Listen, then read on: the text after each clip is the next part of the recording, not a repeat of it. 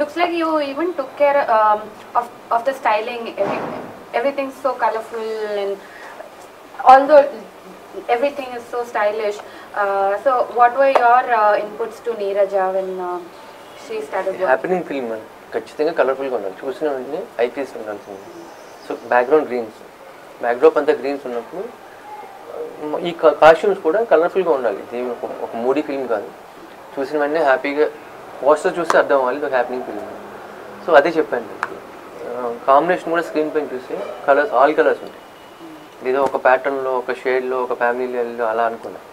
All colours కనిపించాలి. Happening film చూసిన వెంటనే కలర్ఫుల్గా ఉంది అనేది కావాలి. సో అదే చెప్పాను దానికి. నీరజ తర్వాత షెర్లీ కాస్ట్యూమ్ చెప్తాను. ఫస్ట్ స్టైలింగ్ అంతా నీరజ సెట్ చేసింది. రమ్య గారికి ఇలాంటి ప్యాటర్న్, తర్వాత లావణ్య, రాము క్యారెక్టర్కి. సో అవి వన్స్ అవి ఫిక్స్ అయిపోయిన తర్వాత క్యారెక్టర్స్ ఎలా ఉంటాయని మాకు క్లియర్గా తెలిసింది. లుక్ చూసిన తర్వాత ఓకే అనుకున్న క్యారెక్టర్ వస్తుంది అనేది. నేను చెప్పేది కరెక్ట్ అనిపించినప్పుడు నాకు ఎప్పుడు ప్రాబ్లం రాలేదు. వాళ్ళని నేను చెప్పింది కన్విన్స్ అవ్వకపోతే అప్పుడు డిస్కషన్ స్టార్ట్ అవుతుంది, అప్పుడు ఈగో స్టార్ట్ అవుతుంది, అన్ని ప్రాబ్లమ్స్ అక్కడే స్టార్ట్ అవుతుంది.